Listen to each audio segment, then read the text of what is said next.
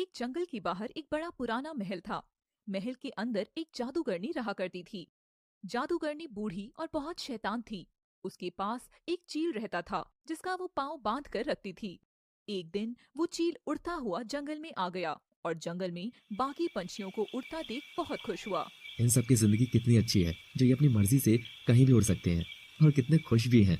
ये देखकर चील की आंखों में आंसू आ जाते हैं और वो जोर जोर से रोने लगता है। चील के गिरते हुए आंसू नीचे जंगल में सो रही नागिन लतिका पे गिरते हैं। लतिका चौंक कर उठती है। अरे, ये पानी कहाँ से गिर रहा है? पूरी नींद खराब कर दी। लतिका ऊपर देखती है, उसे आसमान में एक चील उड़ता दिखाई देता है जो रो रहा था। अरे, ये चील तो बहुत रो रहा है। पर ये रो क्यों रहा है? शायद ये भूखा होगा इसलिए। पर चील और सांप की तो हमेशा की दुश्मनी है, कहीं इसने मेरा ही नाश्ता कर लिया तो। लतिका अनदेखा कर चली जाती है और चील भी वापस महल में चला जाता है। जैसे ही चील महल की दीवार पर बैठता है, जादूगरनी उसे उसके पाँव में बांध धागे से खींच लेती है और थोड़ा सा धागा तोड़कर पिंजरे में कैद कर देती है। बेचारा चील रुआंसा होकर फिर से अगली सुबह का इंतजार करता है। अगले दिन भी चील आसमान में उड़ने लगता है और बाकी पक्षियों को और जानवरों को खेलता देख फिर से रोने लगता है। इस बार भी आंसू फिर से लतिका के ऊपर आकर गिरता है और उस दिन चील की रोने की आवाज भी बहुत तेज आ रही थी। ये देख लतिका बहुत परेशान हो जाती है। आखिर ये चील इतना क्यों रोता है? कोई तो बड़ी बात होगी, मुझे इससे पूछना चाहिए। लतिका चील के नीचे खड़ी होकर आवाज लगाती है। लतिका नागिन वस्त्रों में रहती है। अरे चील, मैं तुम्हें इतने समय से देख रही हूँ। तुम बस एक जगह रुककर रोते क्यों हो? क्या तकलीफ है तुम्हें? तुम कौन हो और मुझ चील का दर्द क्यों पूछ रही हो? मैं नागिन हूँ। मेरा नाम लतिका है। और नागिन रूप में आ जाती है। क्या एक नागिन होकर तुम एक चील से बात क्यों कर रही हो? तुम्हें डर नहीं लगता? डर? कैसा डर? अगर मैं तुम पर आक्रमण कर तुम्हें मार डालूं तो? नहीं चील, मैं इतना तो तुम्हें देखकर समझ गई हूँ, तुम ऐसा कुछ नहीं करोगे। वैसे मेरा नाम समर है। समर? इतना अच्छा नाम और एक चील का? दरअसल मेरे नाम के साथ मेरे बहुत से राज जुड़े हुए हैं। दोनों एक दूसरे से बात कर रहे थे कि तभी शाम हो जाती है और लतिका, मुझे जाना होगा। पर तुम कुछ बता रहे थे। मुझे जाना है वरना वो मुझे मार डालेगी। वो कौन? और लतिका के सामने ही समर महल की ओर वापस चला जाता है, जैसे उसे कोई खींच रहा हो। अगले दिन लतिका उस चील का इंतजार करती है। आज मैं उस समर से सारी बात पूछूंगी कि आखिर वो इतना परेशान क्यों है। रोज की तरह समर महल से बाहर उड़ता हुआ बाहर जंगल में आकर बाकी पक्षियों को दूर तक उड़ता देखता है और अपने पाँव में बंधी उस रस्सी को देखता है और फिर से जोर जोर से रोने लगता है। रोज की तरह लतिका उसकी आवाज सुनकर उसके पास जाती है और आसमान में देखकर उसे नीचे आने को कहती है। समर, तुम यहाँ पेड़ पर आकर बैठ जाओ, हम दोनों आराम से बात करते हैं। नहीं, मैं ऐसा नहीं कर सकता हूँ। मैं बहुत मजबूर हूँ। मजबूर? कैसा मजबूर? क्या हुआ मुझे बताओ, अब तो हम अच्छे दोस्त बन गए हैं।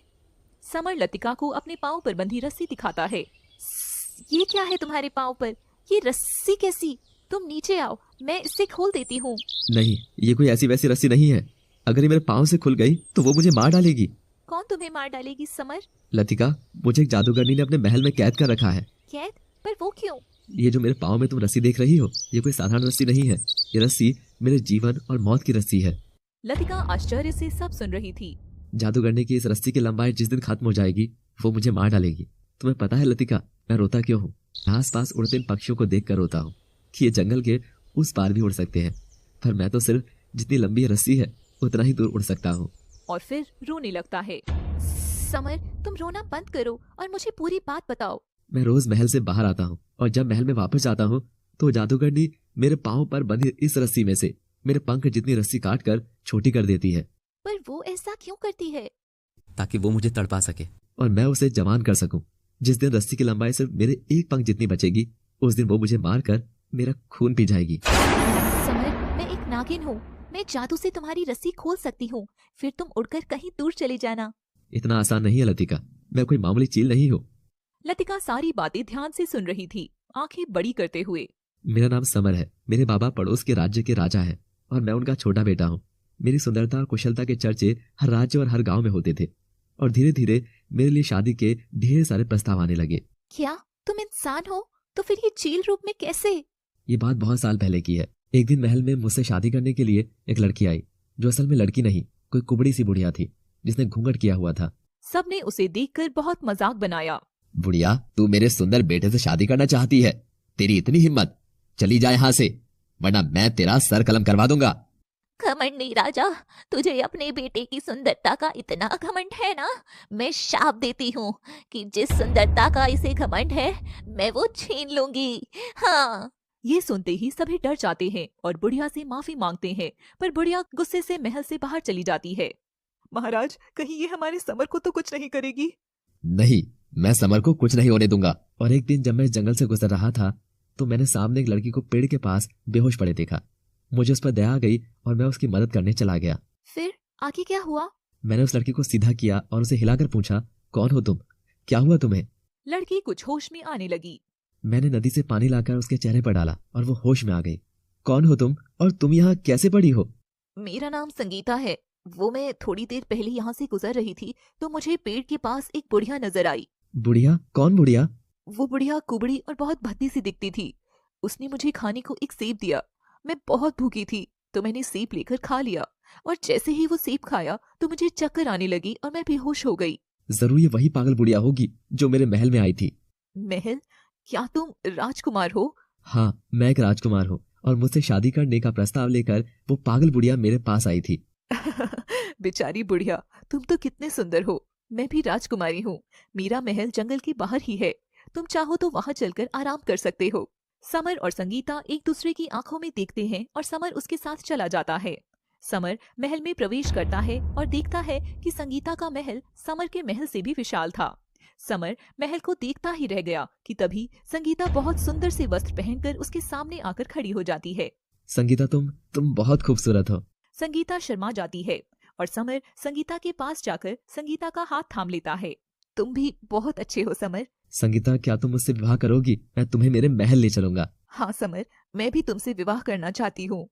तभी समर की नजर सामने लगे शीशे पर पड़ती है और वो देखता है कि वो जिस लड़की को गले लगा रहा था वो असल में वही बुढ़िया है जो उसके महल में आई थी।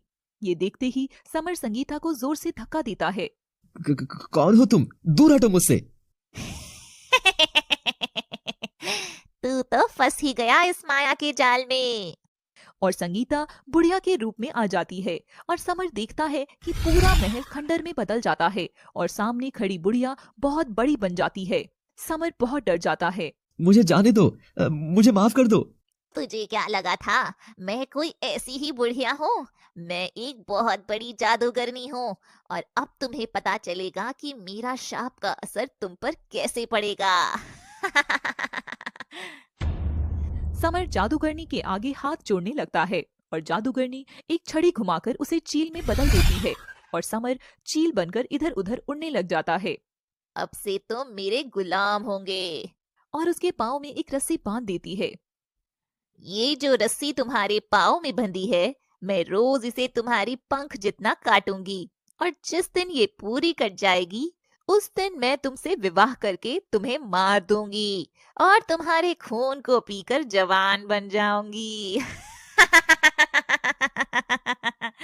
और तब से मैं यहीं उड़ रहा हूँ। लतिका, वो जादूगरनी रोज मेरी रस्सी काट रही है और एक दिन वो मुझे मार देगी। लतिका समर की बात सुनकर रोने लग जाती है और चील भी रोता हुआ महल की ओर चला जाता है और लतिका भी वापस चली जाती है। लतिका घर जाने पर पूरी रात समर के बारे में सोच रही थी और समर भी रुआसा बस लतिका के बारे में ही सोच रहा था कि तभी जादूगरनी आकर समर के पाँव में बंधी रस्सी को उसके पंख से नापकर काट देती है। अगले दिन लतिका समर से मिलने जंगल की ओर जाती है। समर भी महल से उड़ता हुआ बाहर आता है और देखता है कि अब वो कम दूरी पर ही उड़ पा रहा था। तभी लतिका समर को आवाज लगाती है। समर, ओ समर, कहाँ हो तुम? इधर देखो लतिका, मैं पेड़ के पीछे हूँ। पेड़ के पीछे क्यों? आज तुम वहाँ क्या कर रहे हो? समर लतिका को अपनी रस्सी दिखाते हुए बताता है। लतिका, जादूगरनी अब रोज मेरी रस्सी को छोटा कर रही है और जल्दी ही वो मुझे मार कर मेरी जवानी ले लेगी। नहीं नहीं समर, ऐसा कुछ नहीं होगा। मैं तुम्हें कुछ नहीं होने दूंगी। और लतिका जोश में आकर अपनी आंखों से तेज लाल रोशनी निकालकर समर के पाँव में बंधी रस्सी पर फेंकती है और रस्सी जलकर अलग हो जाती है और समर अपना पंख फड़फड़ाता हुआ नीचे लतिका के पास आकर गिरता है। लतिका समर को उठाती है और सीने से लगा लेती है। पर तुमने ऐसा क्यों किया लतिका? ऐसा करने से वो दुष्ट जादूगरनी तुम्हें भी मार सकती है। मुझे तुमसे प्यार हो गया है समर। एक नागिन का चील से प्यार करना ठीक तो नहीं है, पर फिर भी मैं तुमसे प्यार करने लगी हूँ और तुम्हें कभी भी कुछ नहीं होने दूंगी। क्या? वो लतिका, मुझे भी तुमसे कुछ कहना है। कि तभी समर हवा में उड़ जाता है और उसके पंख जोर से हिलने लगते हैं। ये क्या हो रहा है तुम्हें समर? तुम ठीक तो हो? और देखते ही देखते समर का आकार पहले से छोटा हो जाता है और उसके पाँव में वही रस्सी फिर से आ जाती है। मैंने कहा था ना लतिका, वो जादूगरनी मुझे आजाद नहीं होने देगी। तभी पास में जादूगरनी की परछाई आकर जोर से हंसने लगती है। तुझे क्या लगा था कि तू मेरी कैद से इतनी आसानी से छूट जाएगा? यहाँ से मैं तुझे कभी नहीं जाने दूंगी। और जादूगरनी गायब हो जाती है। समर, क्या तुम भी मुझसे प्यार करते हो? मगर शाम होते ही समर अपने महल के अंदर जाने लगता है। मैं तुम्हें कल जवाब दूंगा लतिका। लतिका उदास होकर घर चली जाती है, पर उसे रात भर नींद नहीं आती और अगले दिन वो समर के जवाब के लिए जंगल में जाती है और समर के आने का इंतजार करती है। मगर उस दिन समर नहीं आता। लतिका को बहुत चिंता होती है और अगले दिन भी वो वहाँ जाकर समर का इंतजार करती है, पर समर उस दिन भी नहीं आता। समर, तुम 2 दिन से कहाँ हो? कहीं उस जादूगरनी ने तो तुम्हें कुछ नहीं कर दिया? तुम चिंता मत करो समर, मैं तुम्हें बचा लूंगी। और लतिका नागिन रूप में जादूगरनी के महल की ओर चली जाती है। लतिका देखती है कि महल के बाहर 2 बड़े शुतुरमुर्ग खड़े हैं और महल की सभी खिड़कियों पर बहुत सारे पक्षी बैठे हुए थे। ये क्या है? इतने सारे पक्षी इस जादूगरनी के महल पर क्या कर रहे हैं? और नागिन अपने सांप रूप में आकर महल के नीचे से अंदर चली जाती है और थोड़ी दूर चलकर देखती है कि दोनों शुतुरमुर्ग नागिन के सामने खड़े होते हैं। ए नागिन, तुम यहाँ क्या कर रही हो? अगर जादूगरनी ने तुम्हें देख लिया तो वो तुम्हें भी किसी पक्षी में बदल देगी। चली जाओ यहाँ से। तभी नागिन रूप से वो लतिका बन जाती है और दोनों शुतुरमुर्ग से कहती है, मैं यहाँ उस चील की तलाश में आई हूँ जिसको इस जादूगरनी ने कैद कर रखा है। समर नाम है उसका। क्या आप राजकुमार को बचाने आई हैं? अगर हमने आपकी मदद की तो वो जादूगरनी हमें भी मार डालेगी। वास्तव में हम दोनों शुतुरमुर्ग नहीं, इंसान ही थे। कुछ साल पहले हम इस महल में चोरी करने आए थे। महल खाली देखकर हमने इसे लूटने का सोचा कि तभी समर और एक खूबसूरत लड़की महल में आए थे और देखते ही देखते ये महल खंडर बन गया और वो सुंदर लड़की एक बूढ़ी जादूगरनी में बदल गई थी। फिर उसने राजकुमार को हमारी नजरों के सामने ही चील में बदल दिया और ये देखकर हम दोनों डर के मारे भागने लगे तो हमें जादूगरनी ने देख लिया और हमें शुतुरमुर्ग में बदलकर महल का चौकीदार बना दिया और भागने पर मार डालने की धमकी दी। इस जादूगरनी को सबक सिखाना ही होगा। मुझे बताओ समर कहाँ है? जादूगरनी ने समर को 2 दिन से अंधेरे कमरे में बंद कर रखा है। अगर तुम्हें उसे बचाना है तो आज रात से पहले ही बचाना होगा। जादूगरनी अभी जंगल में कुछ जड़ी बूटियां लेने गई है और आज रात को पूनम के चांद के सामने उन जड़ी बूटियों के पानी में समर को पका कर खा जाएगी और फिर उसकी जवानी ले लेगी। और ये ऐसा बहुत से लोगों के साथ पहले भी कर चुकी है। मगर किनके साथ? शुतुरमुर्ग एक कमरे की ओर इशारा करते हैं। तुम्हें बाकी सवालों के जवाब उस कमरे में मिलेंगे, मगर जो करना है जल्दी करना होगा। लतिका भागकर उस कमरे में जाती है और देखती है सामने बहुत से पक्षियों के पंख और हड्डियां पड़ी रहती हैं। लतिका थोड़ा इधर उधर देखती है तो उसे एक पिंजरा दिखाई देता है। पिंजरे में उसे 2 तोते और 3 कबूतर नजर आते हैं। लतिका उनके पास जाती है और समर के बारे में पूछती है। तो तुम ही हो वो जिसने राजकुमार के पाँव की रस्सी काट डाली थी? जादूगरनी इस बात से बहुत गुस्सा हुई थी और फिर समर को बहुत मारा और अंधेरे कमरे में बंद कर दिया। तुम्हें क्या लगता है इतना आसान है उस बुढ़िया को हराना? हम सब कोई पक्षी नहीं है और ना ही ये मरे हुए लोग पक्षी थे। जब राजकुमार कुछ दिन बाद भी महल लौट कर नहीं आए तो महाराज ने एक बड़ी सेना को उन्हें ढूंढने भेजा और हम ढूंढते हुए जंगल में चले गए और तभी वहाँ एक कौवा आया और हमारे सिर पर उड़ने लगा। हमने उसे भगा दिया पर उसने राजकुमार की एक अंगूठी हमें दिखाई और हम उस अंगूठी को देखकर कौवे का पीछा करते हुए महल में चले गए। जैसे ही हम महल के अंदर गए तो हमने देखा कि वो कौवा वही बुढ़िया जादूगरनी थी और हम सबको भी पक्षी में बदलकर कैद कर दिया। और तुम्हें पता है लतिका, धीरे धीरे वो पक्षियों को मारकर उनकी जवानी ले लेती थी, पर तुम हमारे राजकुमार को बचा लो। मगर मैं उसे कैसे बचाऊं और उस मायावी जादूगरनी को कैसे रोकूं? जिस अंधेरे कमरे में जादूगरनी ने समर को कैद कर रखा है, उस कमरे में एक जादुई दरवाजा है। अगर उस जादुई दरवाजे को तुम ढूंढकर खोल लेती हो तो उसमें तुम्हें एक आईना मिलेगा। और उस आईने को तुम्हें उस बदसूरत सी बुढ़िया को दिखाना होगा। जैसे ही वो खुद की असल सूरत उसमें दिखेगी, वो आईने में कैद हो जाएगी और फिर तुम उसे तोड़ देना। लतिका यह जानकर बहुत खुश होती है और समर के पास जाती है। समर कमरे में आई रोशनी में से लतिका को देख लेता है और जोर जोर से रोने लगता है। लतिका तुम आ गई और मुझे आखिरी बात देख लो, आज वो जादूगरनी मुझे खा जाएगी। नहीं समर, मैं तुम्हें कुछ भी नहीं होने दूंगी। लतिका तुमने जवाब मांगा था ना? हाँ, मैं भी तुमसे बहुत प्यार करता हूँ, पर अब कुछ नहीं हो सकता है। तभी महल में जादूगरनी की आवाज गूंजने लगती है। कोई घुसपैठिया मेरे घर में आया है, अब मैं उसे भी खा जाऊंगी। लतिका तुम भाग जाओ, वरना वो तुम्हें भी मार डालेगी। लतिका समर को शांत करते हुए अपने नागिन रूप में आ जाती है और शक्तियों से दो लतिका में बदल जाती है। एक लतिका समर के पास रुक जाती है और एक लतिका बाहर जादूगरनी के पास चली जाती है। तो तू है वो नागिन? क्यों रे नागिन, तुझे डर नहीं लगता जो तू यहाँ मरने आई है? डर तो अब तुझे लगेगा दुष्ट जादूगरनी, मैं मेरे समर को कुछ नहीं होने दूंगी। दूसरी और असली लतिका कमरे में जादुई दरवाजा ढूंढकर खोल लेती है और उसके अंदर रखा आईना उठा लेती है। इस और जादूगरनी और लतिका में लड़ाई होती है। जादूगरनी अपनी शक्तियों से लतिका पर वार करती है, पर लतिका केवल परछाई थी तो बच जाती है, पर जादूगरनी लतिका की परछाई को नष्ट कर देती है। ये पागल लड़की बचाने आई थी समर को मुझसे। जादूगरनी समर के पास जाती है और उसे पिंजरे से बाहर निकालती है। तेरी नागिन को तो मैंने मार डाला, अब तेरी बारी है लड़के। बनाया था ना तुम सबने, अब देख मैं तेरी सारी जवानी छीन लूंगी। बहुत हो गया बुढ़िया, अब मेरी लतिका तेरा खेल खत्म कर देगी। और तभी लतिका जादूगरनी के सामने वो आईना ले आती है और उसमें जादूगरनी का असली चेहरा उसे दिखाती है, जिसे देख जादूगरनी बहुत डर जाती है। नहीं नहीं, ये क्या किया तूने लड़की? और जादूगरनी आईने में समा जाती है। जैसे ही वो शीशे में कैद होती है, लतिका उस आईने को उठाकर महल से नीचे फेंक देती है और वो टूट जाता है। आईने के टूटते ही जादूगरनी का श्राप भी टूट जाता है और समर चील से सुंदर मानव रूप में आ जाता है और बाकी पक्षी भी इंसानी रूप में बदल जाते हैं। तुमने मुझे बचा ही लिया लतिका, मैं तुमसे बहुत प्यार करता हूँ। मैं भी तुमसे प्रेम करती हूँ समर। लतिका आओ, अब अपने घर चले। दोनों एक दूसरे के गले लगते हैं और सभी समर के महल चले जाते हैं। लतिका और समर खुशी खुशी रहने लगते हैं।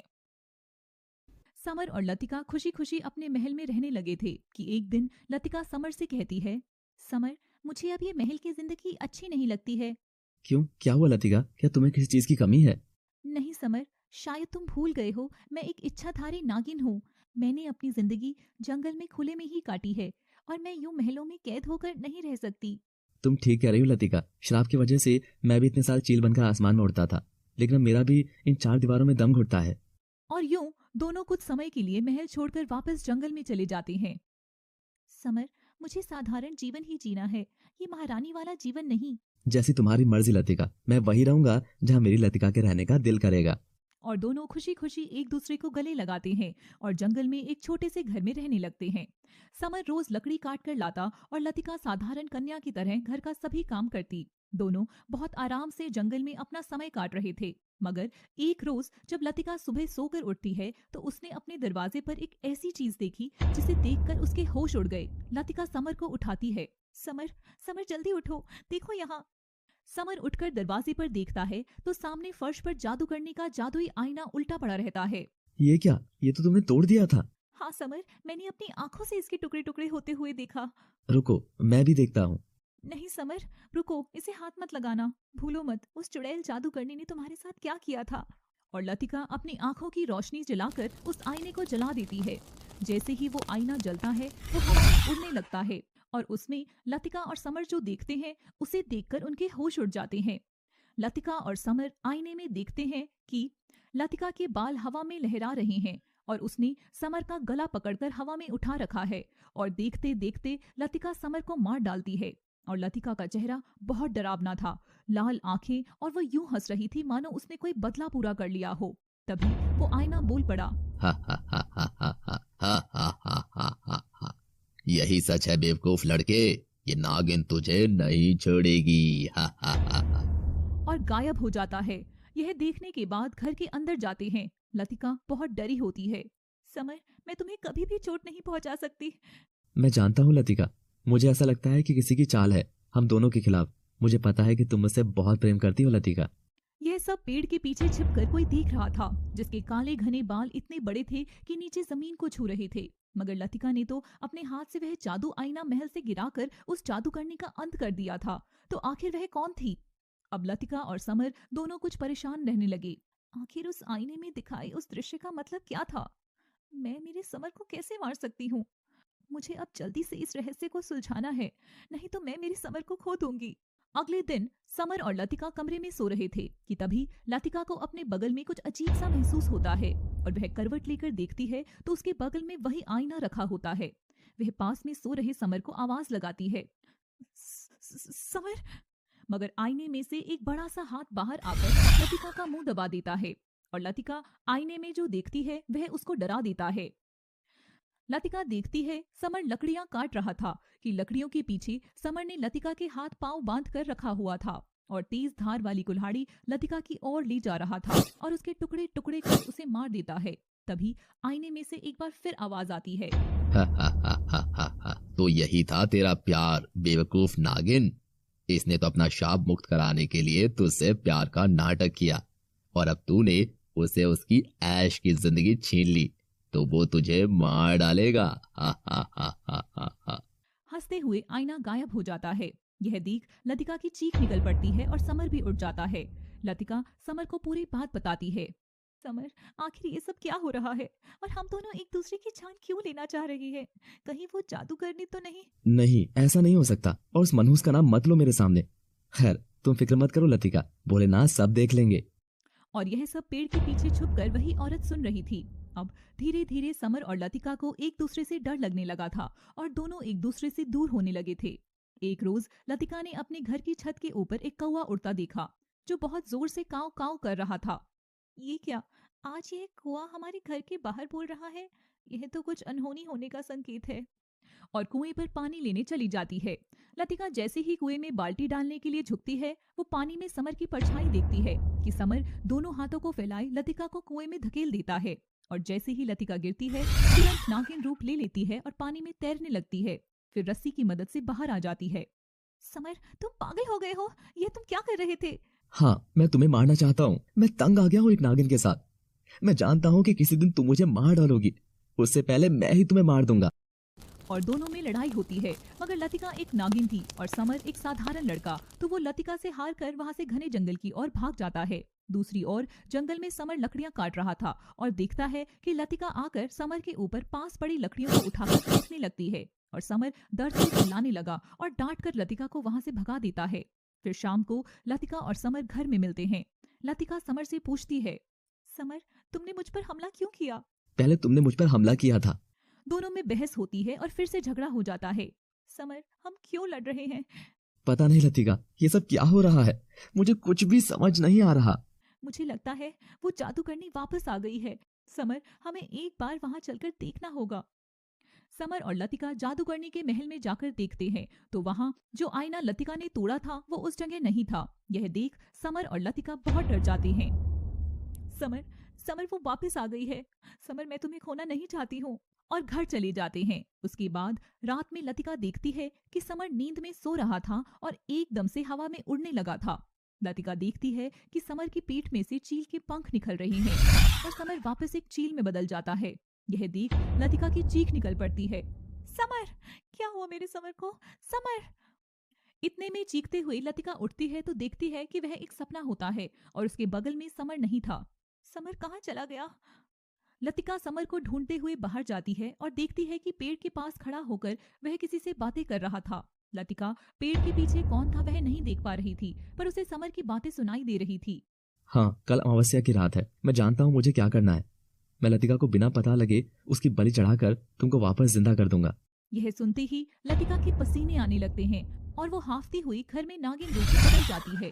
उधर समर जानता था कि लतिका पीछे खड़े होकर सब सुन रही थी, तो वो पलटकर देखता है और मुस्कुराता है। अब आएगा असली मजा। मैंने समर से इतना प्यार किया और समर ने मेरे साथ ऐसा किया, अब मैं खुद उसे मार डालूंगी। तभी समर अंदर आता है। अब समर के सामने नागिन रूप में लतिका खड़ी थी और बिना कुछ बोले समर के ऊपर जोर से हमला कर देती है। भागते भागते समर घर से बहुत दूर आ जाता है और देखता है सामने उसी जादूगरनी का महल होता है। यह देख समर बहुत घबरा जाता है अरे ये मैं कहाँ आ गया? ये तो उस खतरनाक जादूगरनी का महल है, मुझे यहाँ से जाना होगा। कि तभी समर के सामने वो जादुई आईना आ जाता है और वह उसमें देखने लगता है। जादुई आईने में समर को एक बहुत ही सुंदर लड़की दिखाई देती है और वो उसको देखते रहता है। धीरे धीरे आईना महल के अंदर चला जाता है और समर भी पीछे पीछे उस महल के अंदर चला जाता है और अचानक उस आईने से आवाज आने लगती है। तू मेरे जाल में फंसी गया, अब तू यहाँ से बचकर नहीं जा सकता समर। तेरी वजह से मैंने उनको खो दिया। उनको? कौन कौन हो तुम? और मुझे जाने दो यहाँ से।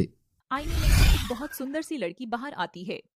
मेरा नाम नलिनी है, मैं उसी जादूगरनी की बेटी हूँ जिसको तूने और उस नागिन ने मिलकर मार डाला था। नहीं, मुझे जाने दो यहाँ से। वो पहले मुझे उसने बंदी बनाया था और लतिका ने तो सिर्फ मुझे बचाया था। मेरी माँ ने तो बस तुमसे शादी करने की इच्छा जताई थी और वो खुद के लिए नहीं, मेरे लिए तुम्हारा रिश्ता मांगने आई थी, पर तुमने उनकी बात सुने बिना ही उनको बेइज्जत करके अपने महल से बाहर निकाल दिया। तब माँ ने मुझे कुछ सालों के लिए जादू सीखने के लिए जादू की नगरी में भेज दिया था। क्या? तुम्हारा हाथ? पर वो तो बोली कि मुझसे विवाह कर मेरी जवानी ले लेंगी। हाँ मूर्ख लड़के, वो तुझसे बदला लेने के लिए ऐसा करने वाली थी और जब मैं लौट कर आई तो तुम दोनों मेरी माँ को मार चुके थे। तो फिर वो आईना, वो यहाँ कैसे? वो तो छत से गिरकर टूट गया था ना। कितने भोले हो तुम। यह वो आईना नहीं है, यह मेरा जादुई आईना है जिसे मेरी माँ ने मुझे तोहफे में दिया था और बताया था कि इस आईने से मैं हमेशा उनसे बात कर सकती हूँ। उस दिन जब तुम मेरी माँ को मार रहे थे तब मैं दूर बैठकर भी इस शीशे में सब देख रही थी और अब मैं तुम्हें नहीं छोड़ूंगी। नहीं, ऐसा मत करो, मुझे जाने दो नलिनी यहाँ से। नलिनी समर के ऊपर मंत्र मारकर उसे अपने जादुई आईने में कैद कर लेती है। नहीं नहीं, मुझे यहाँ से बाहर निकालो, मेरा दम घुट रहा है। पर समर की कोई भी आवाज बाहर नहीं सुनाई देती है। अब तू सड़ यहाँ पूरी उम्र, तेरी वो नागिन भी तुझे नहीं ढूंढ पाएगी, अब उसकी बारी है। और जंगल की ओर निकल जाती है। इस ओर लतिका समर का इंतजार कर रही थी। शाम हो गई, समर अभी तक घर नहीं लौटकर आया। ये मैंने क्या कर दिया आज? मैं मेरी ही समर को मारने वाली थी। हे शिव शंभू, ये क्या हो रहा है हमारे साथ? जरूर कोई बुरी शक्ति हम दोनों के बीच दरार ला रही है। कहीं वो बूढ़ी जादूगरनी तो वापस नहीं आ गई? और तभी समर दरवाजे पर आता है। लतिका, मुझे माफ कर दो। नहीं समर, मुझे माफ कर दो। मुझे तुम पर हाथ नहीं उठाना चाहिए था। ये सब उस दुष्ट जादूगरनी का ही किया हुआ है। और लतिका बात करते हुए खिड़की के पास चली जाती है कि तभी समर पास में रखी कुल्हाड़ी उठाकर लतिका के पीछे आता है। पर लतिका समर की परछाई खिड़की के कांच में देख लेती है और तुरंत हवा में गायब हो जाती है। यह देख समर चौंक जाता है। लतिका, कहाँ हो तुम? मैं आज तुम्हें नहीं छोड़ूंगा। तभी लतिका अपने नागिन रूप में समर के पीछे से आकर उसे अपनी पूंछ में लपेटकर बांध देती है। बता कौन है तू? बता, वरना मैं तुझे यही मेरे जहर से मार दूंगी। ये कैसी बातें कर रही हो तुम? ये तो मैं ही हूँ, तुम्हारा समर। तुझे क्या लगा मुझे पागल बनाना इतना आसान है? जिस रात तू समर का भेष बदलकर पेड़ के पास खड़ी होकर नाटक कर रही थी तब मैंने तुझे देख लिया था, और आज भी जब तू समर बनकर आई मैं तो तभी तेरे हाथ देखकर समझ गई थी कि यह मेरा समर नहीं है, तू उसका भेष ले लिए है। पर तू शायद तेरे कोमल हाथ को बदलना भूल गई थी। अब बता कौन है तू? तो चल, तुझे पता चल ही गया। वैसे भी लुक्का छुपी बहुत हो गई थी। अब तू तेरे पति को बचा सके तो बचा ले। कहाँ है मेरा समर? बोल दुष्ट जादूगरनी। इतना सुनते ही नलिनी लतिका के चुंगल से छूटकर हवा में गायब हो जाती है और लतिका चौंक जाती है। मेरा समर ना जाने कहाँ होगा, किस हाल में होगा। मुझे उसे ढूंढना ही होगा। लतिका नागिन के कपड़ों में समर को ढूंढते हुए उसी जादूगरनी के पुराने महल में जाती है और देखती है कि वहाँ समर नहीं था। समर, कहाँ हो तुम? जहाँ कहीं भी हो बस जल्दी घर आ जाओ, मैं तुम्हारे बिना नहीं रह सकती हूँ। समर लतिका की आवाज सुनकर कांच के अंदर से ही चीखता है, पर उसकी आवाज बाहर नहीं आती है कि तभी वहाँ वही बूढ़ी जादूगरनी आ जाती है। तू तो फंस ही गया मेरे जाल में। आज तो तुझे मैं खा ही जाऊंगी नागिन, छोड़ूंगी नहीं तुझे। दुष्ट जादूगरनी, तुम मरी नहीं अभी तक, क्यों हमारे पीछे पड़ी हुई है? तभी लतिका अपने सांप वाले रूप में आकर उस जादूगरनी पर जोर जोर से वार करती है, पर जादूगरनी को नहीं लगती। जैसे ही लतिका जादूगरनी को छूती है वो तुरंत हवा बन जाती थी। मैं इसे छू क्यों नहीं पा रही हूँ? जरूर कुछ तो गड़बड़ है। और लतिका अपनी नागिन की शक्तियों के द्वारा अदृश्य हो जाती है और देखती है कि पर्दे के पीछे एक विशाल शीशा रखा है और उसके ऊपर रोशनी जली हुई है जो शीशे से टकरा रही है और उस जादूगरनी की परछाई बन रही है। अच्छा, तो ये बात है, मेरे साथ खेल खेला जा रहा है। यह तो असली जादूगरनी है ही नहीं। और अपनी पूंछ के वार से पर्दे के पीछे रखे उस शीशे को तोड़ देती है। जैसे ही वो शीशा तोड़ती है, नलिनी की शक्तियां भी कमजोर हो जाती हैं और वह चीख पड़ती है। अच्छा, तो इस पूरे खेल के पीछे कोई और ही था। तभी नलिनी लतिका के सामने आ जाती है और लतिका को पूरी बात बताती है। मेरी माँ ने तुम्हारा क्या बिगाड़ा था नागिन? तुम्हारी माँ एक दुष्ट जादूगरनी थी। उसने ना जाने अपने घमंड की वजह से कितने जानवरों को चोट पहुंचाई है।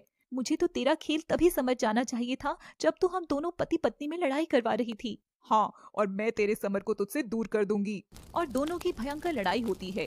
लतिका जैसे ही नलिनी की ओर आक्रमण करती है, नलिनी तुरंत हवा में उड़ जाती है। लतिका को समझ नहीं आ रहा था कि नलिनी का अंत कैसे किया जाए। लतिका दोनों हाथ जोड़कर शिव की आराधना करती है। हे शिव, मुझे रास्ता दिखाइए, मैं अपने समर को कैसे बचाऊं? तभी वहाँ एक दिव्य शक्ति प्रकट होती है। लतिका, इस जादूगरनी ने तुम्हारे समर को एक जादुई आईने के अंदर कैद कर दिया है। अगर तुम उसे बचाना चाहती हो, तुम्हें नलिनी को समर की जगह भेजना होगा, पर यह कार्य सिर्फ नलिनी की मर्जी से ही होगा। और यह बोलकर वह रोशनी गायब हो जाती है। यह कैसे संभव है कि नलिनी अपनी मर्जी से उस आईने के अंदर चली जाएगी? लतिका कुछ सोचती है और फिर वापस सांप से नागिन भेष में बदलकर नलिनी को ललकारती है। ए दुष्ट जादूगरनी, तू भी तेरी माँ जैसी ही निकली। तुझ में दम है तो समर को छोड़कर मुझसे लड़कर दिखा। लतिका की बात सुनकर नलिनी हंसते हुए उसके सामने आ जाती है। तुझे पता है, तेरी माँ को मैंने यहीं से एक आईने में कैद कर दिया था और तुझे भी ऐसे ही मार डालूंगी। मन तो करता है मैं तुझे शीशे में डालकर ऐसे ही मार डालूं। अगर तुझे लड़ना ही है तो आईने के अंदर लड़ाई कर कर दिखा। जो जीतेगा वही बाहर आएगा और जो हारेगा उसी आईने में कैद रहेगा। नलिनी लतिका की बात मान जाती है और अपना जादुई आईना बाहर ले आती है। लतिका आईने के अंदर समर को कैद देखकर बहुत दुखी होती है। यह लड़ाई तेरी और मेरी है, इसमें समर को बीच में मत ला। हाँ, यह लड़ाई तेरी और मेरी है। इस चूहे को तो मैं तुझे मारने के बाद खा लूंगी। और नलिनी समर को बाहर निकालकर हंसते हुए खुद आईने में चली जाती है। और जैसे ही नलिनी आईने में जाती है, लतिका तुरंत आईने को पर्दे से ढक देती है। मूर्ख जादूगरनी, तू यह भी ना समझ सकी। और आईने को उठाकर महल के नीचे फेंक देती है और आईना नीचे गिरते ही टूट जाता है और उसके साथ नलिनी भी मर जाती है। लतिका और समर एक दूसरे से खुशी खुशी गले लगते हैं और वहां से चले जाते हैं।